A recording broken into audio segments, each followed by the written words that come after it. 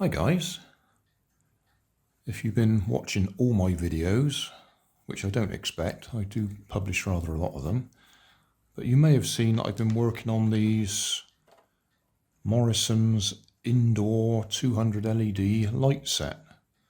In particular, I've been trying to sort out the power supply, which appears to be faulty. Well, it is faulty. The LED string works fine if I use this power supply, which actually looks pretty much identical, but is a different manufacturer. GP Golden Power, that one. And this one is, I've lost the lid. There it is. Czutai. CZJUTAI. Anyway, I'm working on that. I've ordered some parts. I had a package arrive today, but that isn't the parts, so I'm not going to open it. That, I think, is some little circuit boards, 18650 charge boards. But we'll open them on a later date. I'm also looking at another LED light sequence, but this is a different one in that it uses an AC supply on the first two pins, and then it's got common 1, 2, 3, 4. It's actually got 5 wires go out to the string, which I believe you call Charlie plexing.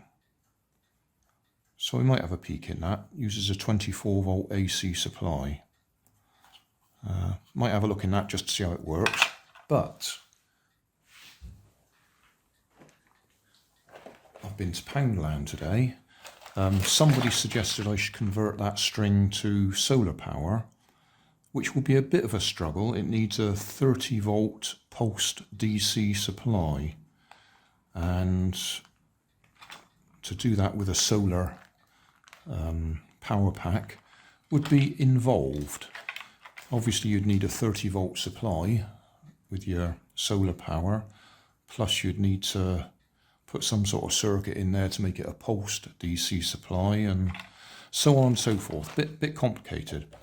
Anyway, rambling on, in Poundland today, look what we got here. Solar powered string of lights, 40 LEDs, so that one's 200. This one's only 40, and I'm pretty sure they will just be steady glow rather than any fancy flashing and chasing. We'll have a look. This is what today's video is. Let's have a look at a Poundland 40 LED set. So, if we're lucky, we might even have some power in there. Cover that over. No, doesn't look like we're getting anything out of there at the moment. Or is that a slide? Ah, it's a slide one. Right, I'm pushing it, thinking it's a rubberized push one, but it's a slide up and down. So there we are.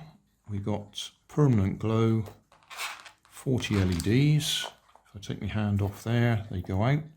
So obviously there's enough sunlight there to light them up.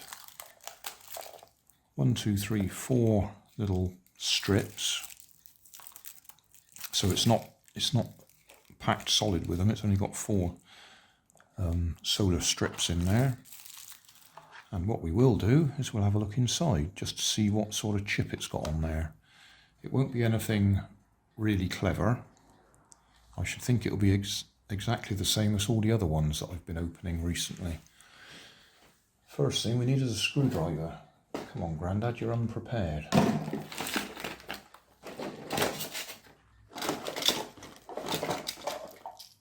one do? Might do. Yeah, that one will do. One. So are we going to take any guesses as to what the chip is that will be in there that does the check-in for the power coming in on the solar, diverting that to the battery, and then diverting the battery to the LEDs when the solar power disappears.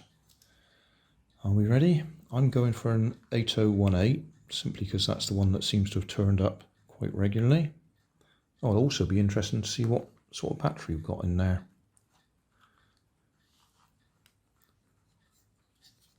Right, well, we've got a single AA, only 200 milliamp hour. And we'll just unscrew the circuit board and have a look, see if we can see what the chip is that's on there.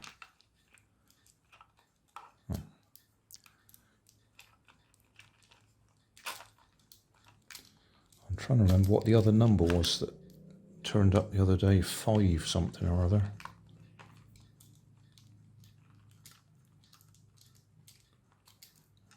I left it zoomed in, didn't I? Never mind. That means we should be able to see the chip fairly easily. There's our chip. So same as the other lights I've been working on recently. That chip, 4 legs on it, does all the work, and it uses that inductor there to generate the pulses, because we need to convert 1.2 volts there to sufficient voltage to actually run the LEDs, which are going to need probably 3 volts to actually light them up. Right, we'll go really close on that chip. Right, I think we can see it a bit clearer now. 5252F, I don't know what the 2027 indicates, but it's not the 8018 or whatever that I was looking at before. Right, just for comparison, I've just grabbed a couple of the other ones that I've been working on recently. See if we can see the numbers on that one. That one's a 5251. See, that one's a little bit rusty. Right, and that one's the 8018 that I was guessing it might have been. So I was wrong, but I think you'll find they all do exactly the same thing. Summary, I went a bit off at a tangent there when I started talking about these other ones. So, Poundland solar light, solar string light, got a 5252F chip in there. I think if we looked up the data sheet, it would be pretty much identical to the 8018 that's in there, and again similar to the 5251 that's in that one. They all do basically the same thing. While the sun's shining, it diverts the power from the solar panel into the battery to charge the battery, and when the sun's not shining, if we turn it on, if the sun's not shining, it diverts the power from the battery to the LEDs. But it also uses the inductor there to boost the voltage up to what you need to actually run those LEDs, because they won't run directly off the 1.2 volts that we've got in the nickel metal hydride battery. So it's a little bit more than just a switch, it's also a voltage booster. And if we wanted to run those 200 LEDs, then we'd need to do something a little bit more than just adding a solar panel. Even if it was a 30 volt solar panel, this is expecting pulsed DC rather than steady DC. So we'd have to sort out some sort of circuit. I suppose I'll just finish off reviewing the Poundland solar light. Comes with a post to stick it in the ground, or that bracket there's got 3 screws in it. You can screw it onto the side of your shed or whatever, and if you undo that bolt a little bit, you can twist it round to whatever angle you want it. Produced by PLDZ, that's Poundland, don't know what the DZ stands for.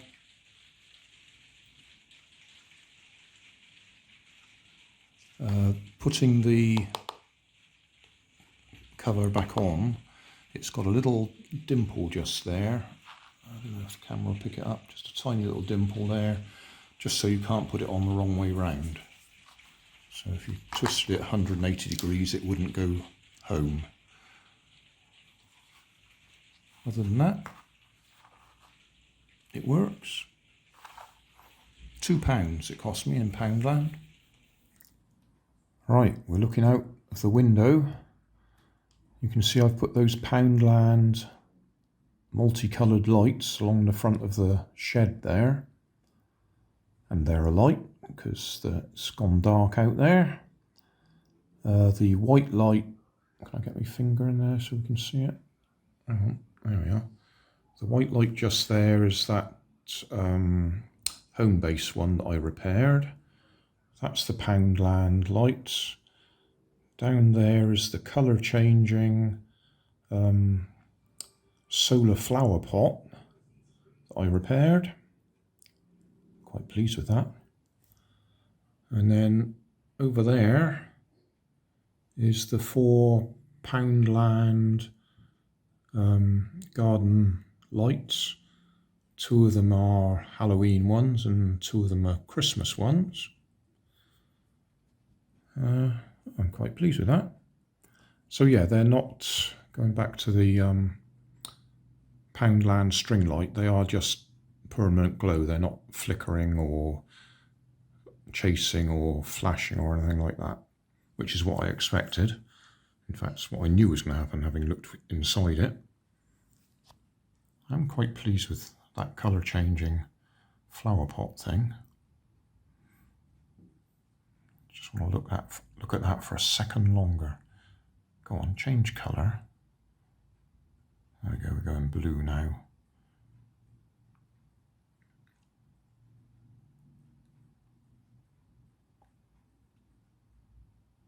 Yeah, brilliant. And then that's just some of the other ones that I have.